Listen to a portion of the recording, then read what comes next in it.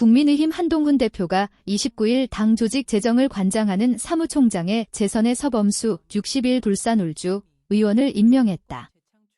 한 대표는 추가 당직 인선과 관련해 많은 말씀을 들으며 신중하고 차분하게 진행하겠다면서도 민심과 당심은 분명히 변화를 요구했다고 밝혀 인적 쇄신을 예고했다는 해석이 나왔다. 서범수 신임 사무총장은 울산 출신으로 서울대 농업경제학과를 졸업했다. 행정고시에 합격한 뒤 경찰에 입직해 경찰대학장, 치안정감 등을 지냈고 21대 총선 때 당선돼 재선했다. 초선 때는 이준석 당시 국민의힘 대표 비서실장을 지냈다.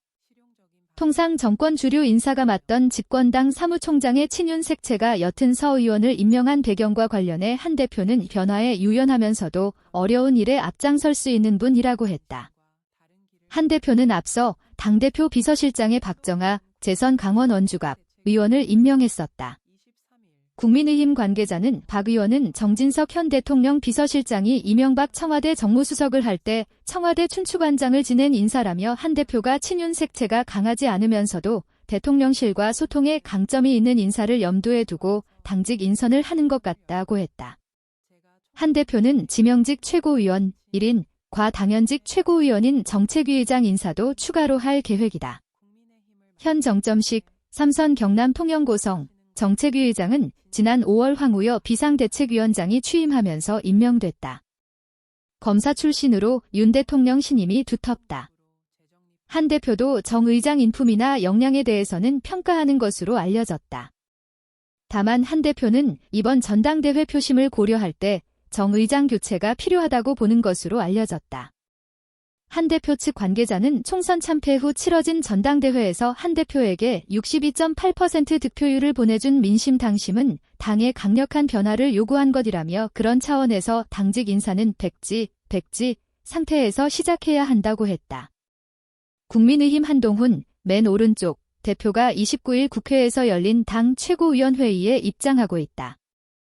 한 대표는 이날 당 사무총장의 계파 색채가 옅은 재선의 서범수 의원을 임명했다. 오른쪽부터 한 대표, 추경호 원내대표, 정점식 정책위의장, 장동혁 최고위원. 국민의힘 한동훈 맨 오른쪽 대표가 29일 국회에서 열린 당 최고위원회의에 입장하고 있다. 한 대표는 이날 당 사무총장의 계파 색채가 옅은 재선의 서범수 의원을 임명했다. 오른쪽부터 한 대표, 추경호 원내대표, 정점식 정책위의장, 장동혁 최고위원. 이덕훈 기자. 한 대표 측 정광재 전 국민의힘 대변인은 KBS 라디오에 출연해 새 술은 새 부대에 담으라고 했는데 관행에 반하는 부분에 대해 정점식 의원께서 재고해야 한다며 정 의장의 용퇴를 촉구했다. 서범수 사무총장도 기자들과 만나 정책위의장, 임기는 의미가 없다고 했다. 정책위의장 임기는 1년으로 당원 당규에 규정돼 있지만 당대표에게 임면권이 있고 관례적으로 새 당대표가 취임하면 사의를 표명하고 당대표의 인사권을 존중해왔다는 점을 거론한 것이다. 한 대표는 범친윤, 비윤계 의원 전반을 후보군으로 두고 정책위의장 등 인선을 검토 중인 것으로 알려졌다.